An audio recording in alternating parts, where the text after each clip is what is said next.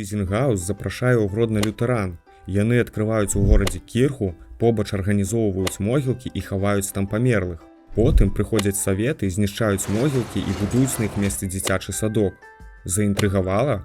Тады ў новым відэа канала Гродна 1127 будзем разбірацца, што тут увогуле адбываецца. А пакуль стаўце падабайку і падпісвайцеся на канал.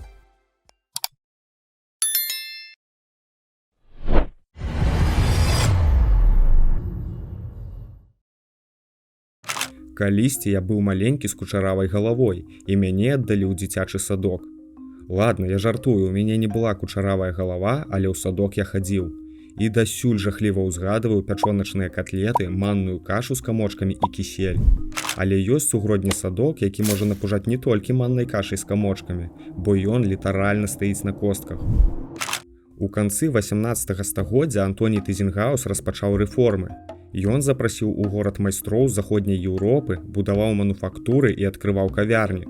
Дарэчы, пра іх у нас ёсць асобнае відэа, таму калі яшчэ не глядзелі, то абавязкова паглядзіце. Дык вось, майстрам, большасць якіх па веравызнанню былі лютэранамі, трэба было дзесьці маліцца.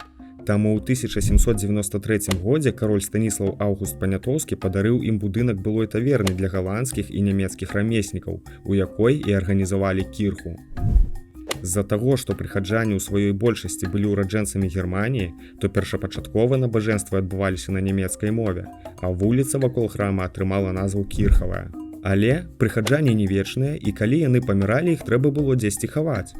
Тады побач з кірхай арганізавалі могілкі. Яны складаліся з дзвюх частак і размяшчаліся па розныя бакі сучаснай вуліцы 1 мая. Адна частка – гэта могілкі вакол самой кірхі, якія заклалі ў канцы 18 стагоддзя. Там хавалі людзей да 1878 года, але асобныя пахаванні рабілі яшчэ ў 1916 годзе. Другая частка могілак існавала з 1883 года, і яны функцыянавалі да Другой сусветнай вайны. Але ў верасні 1951 года гродзенскія чыноўнікі прынялі рашэнне аб закрыцці нямецкіх могілак на вуліцы Акадэмічнай. Гродзенскаму зеленгасу і гарадской канторы па добраўпарадкаванні загадалі арганізаваць на месцы гэтых могілак сквер і канчаткова знішчылі ў пачатку 1960-х гадоў. Тэрыторыю ачысцілі ад магільных пліт, спілавалі некаторыя старыя дрэвы, а выкапаныя з магіл шкілеты ў нямецкіх спарахнелых мундзірах вывезлі невядома куды. А на месцы саміх могілак у хуткім часе пабудавалі дзіцячы садок нумар 21. Вядома, што частку надмагільных пліт выкарысталі як падмурак пры будаўніцтве садка, а некаторыя вывезлі на іншыя аб'екты ў горадзе.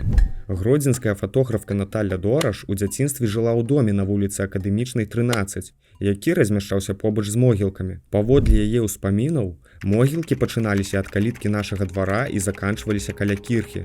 Ад тратуара ды маставой могілкі аддзяляў цагляны мур, месцамі разбураны і пабіты асколкамі ад снарадаў у апошнюю вайну. Зарослыя асілкамі, ліпамі і клёнамі старыя нямецкія могілкі былі месцам першамайскіх гулянняў падчас свята, якое ладзілі жыхары суседніх дамоў. Могілкі былі месцам сустрэчы закаханых, а таксама пляцоўкай для мясцовых падлеткаў, якіх узначальваў хуліган Воўка-клоун. Ніхто не баяўся памерлых. Аднойчы прыехалі бульдозеры ды грузавікі, каб падрыхтаваць пляцоўку пад дзіцячы садок.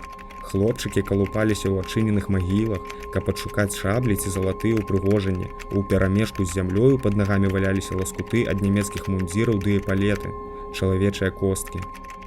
Нямецкія могілкі з высокімі дрэвамі і хмызнякамі размяшчаліся ад кірхі праз дарогу да самага нашага дома. Паміж плоскімі гранітнымі магільнымі плітамі з гатычнымі шрыфтамі эпітафій былі пратаптаныя сцяжынкі, па якіх мінакі скарачалі шлях на суседнюю вуліцу Паўночную.